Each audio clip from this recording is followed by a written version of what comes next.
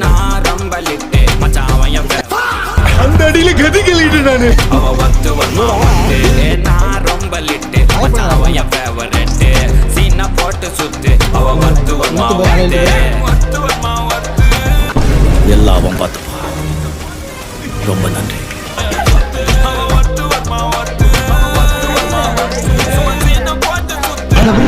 நம்ம ஊருக்காரங்க எவ்வளவு வந்திருக்காங்களா? குத்துவ தரத்துல உருவாக கிடையாது மாஸ்டர். அப்ப நமக்குள்ள இருக்கட்டும், அப்படியே போட்டு நமக்கு வெற்றி வெற்றி.